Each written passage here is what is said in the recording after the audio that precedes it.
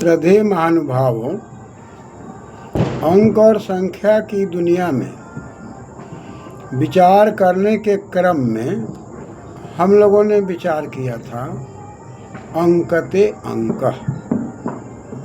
अंशुगतौ धातु से कुप्रत्यय लगकर अंक शब्द बनता है। संख्या द्योतकं चिन्हं अंक कथ्यते। संख्या द्योतक चिन्ह अंक है।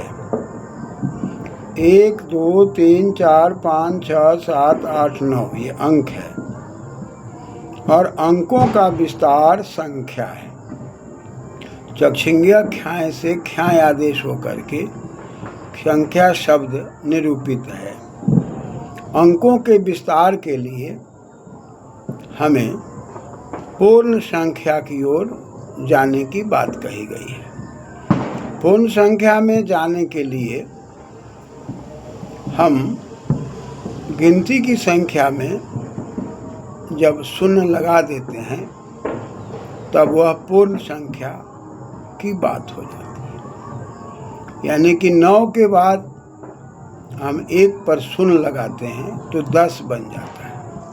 इसी क्रम में 11 12 13 99 तक तो बन जाएगा, पुनः शून्य की ओर जाना पड़ता है। और टोस भी धातु से शून्य शब्द सिद्ध है, शून्यति शून्यम। जहाँ से मानव की गति समाप्त होती है वहाँ से परमात्मा की शक्ति शुरू होती है। अतः इस प्रकार से अंकों से संख्याओं का विस्तार हो रहा है। संख्याओं के विस्तार में जब हम ऋण और धन की बात करते हैं, ऋणोति ऋणम धनति धनम, तो ऋणात्मक और धनात्मक 2 संख्याएं की बात आती है। अब 2 संख्याओं में जो ऋण वाली संख्या है उसमें ऋण का चिन्ह लगा देते हैं और धन वाली में धन का चिन्ह लगा देते हैं। इस प्रकार से शून्य के दाहिने तरफ धनात्मक और शून्य के बायां तरफ ऋणात्मक की बात आती है। अब इसी संख्या में जब हम विशेषण लगा देते हैं तब वास्तविक संख्या की बात आती है।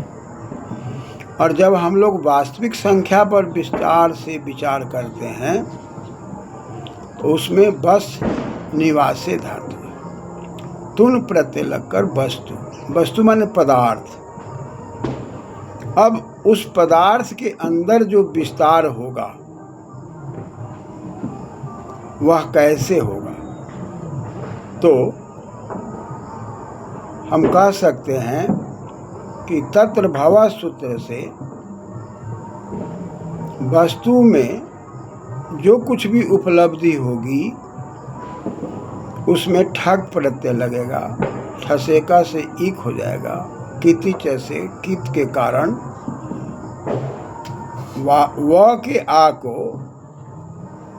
वा यानी कि वकार में व के अ में आ दिखाई पड़ता है। वास्तविक वस्तु, वस्तु से वास्तविक की बात आ रही है। यानी कि जो पदार्थ है उसमें जो जो उपलब्धि होगी वो सब वास्तविक है।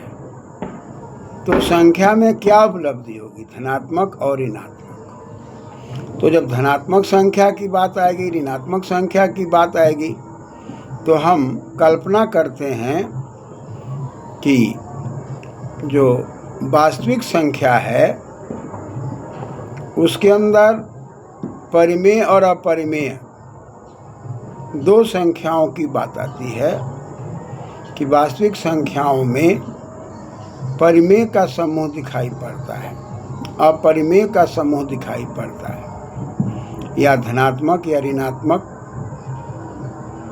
चिन्हों के द्वारा परिमेय अपरिमेय इत्यादि संख्याएं दिखाई पड़ती है। तब हम यदि वास्तविक संख्या a मान लें और उसके ऊपर ऋण पूर्णांक को हम -n मान लें, तब जैसा कि हम लोगों ने देखा है घातयति घातः, जो घात करता है, तो a का घात -n हो गया और उसी -n को घात का अंक कहेंगे और पढ़ेंगे a का घात -n, और -n है क्या? तो घातांक, घातांक का अंक है। अब -n की जगह पर हम अंकगणित के अंकों की ओर या संख्याओं की ओर विचार करेंगे, तो हम -n की जगह पर -2, -3, -4 रख सकते हैं। उसी प्रकार से a की जगह पर हम 2, 3, 4, 5 रख सकते हैं। इस प्रकार से इसका विस्तार कैसे होगा? तो कहा कि जो भी बसी हुई बातें हैं पदार्थ के अंदर, जो कुछ भी बस गया, चाहे वो परिमेय है, अपरिमेय है, या उसी अपरिमेय, परिमेय अपरिमेय के समूह में अन अंक अन संख्याएं, तो इसके अनुसार यदि ऋणात्मक है तो विभाजन में वह धनात्मक हो जाता है, और धनात्मक है तो ऋणात्मक हो जाता है, क्योंकि विभाजन में घटने की बात आती है और घटाव से विभाजन शुरू होता है, और इस विभाजन के अंदर हम दशमलव तक भी पहुंचते हैं, और दशमलव तक पहुंचने में भी विभाजन करते हैं। एक समानता विभाजन करते हैं और एक दशमलव के बाद 10वां अंक तक निकालने के लिए एक दशमलव का चिन्ह देकर विभाजन करते हैं। इस विभाजन में हम इस बात का विचार करते हैं कि a पर घात यदि -n है तो इसके बराबर में इसका क्या करें। तो इसके लिए यदि हम कल्पना करते हैं कि a पर -n घात है अगुना, पुनः a पर +n घात है, तो a जो है वह आधार है। तो a आधार पर यदि गुना के द्वारा ऊपर का घात -n और +n दिखाई पड़ता है, तब a पर घात -n + n करेंगे, बराबर में वह 0 हो जाएगा, a पर 0 हो जाएगा, a पर घात 0 होगा। और a पर घात 0 के बारे में हम लोग पढ़े हैं कि जब हम 0 की ओर जाते हैं तब हमें एकत्व की बात आती है, और जब हम एकत्व की ओर जाते हैं तो परम तत्व से जुड़ते चले जाते हैं। तो a पर घात 0 करके बराबर में 1 करते हैं, 1 करते हैं, तब हम a घात -n का निकालना यदि चाहते हैं तो 1/a पर घात n हो जाता है। और यदि हम a पर घात n करते हैं तब बराबर में 1/a पर घात -n हो जाता है। यानी कि धनात्मक के लिए ऋणात्मक हो जाता है, ऋणात्मक के लिए धनात्मक हो जाता है।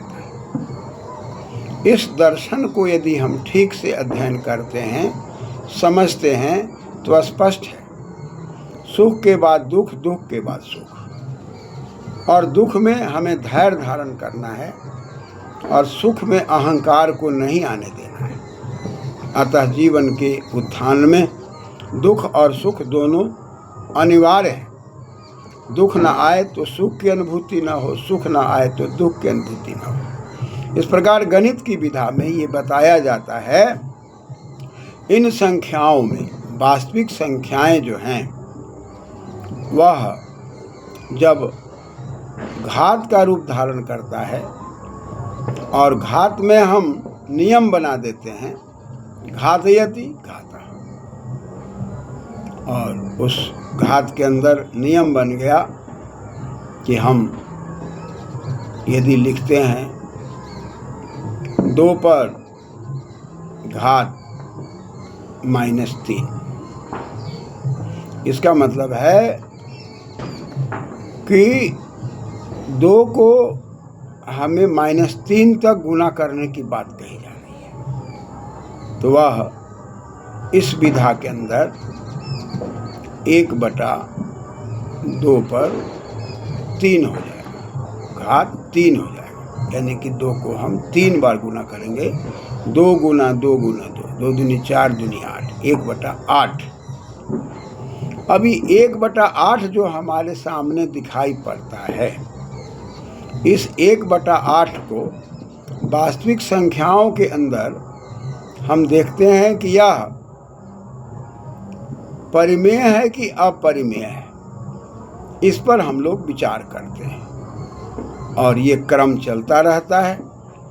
और जिसके अंदर विभाजन की बात आती है और विभाजन के अंदर दुख और सुख दोनों आते हैं और दुख और सुख से हम संघर्ष करके पुनः गणित की विधा में दक्ष होते हैं और जीवन में भी हमें ये गणित की विधा दुख सुख की ओर इंगित करता है।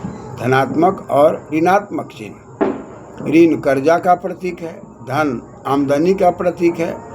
अतः आय व्यय दोनों को लेकर हम अपने जीवन में हर प्रकार से व्यवस्थित होते हैं, तभी हमारा जीवन बनता है। धन्यवाद।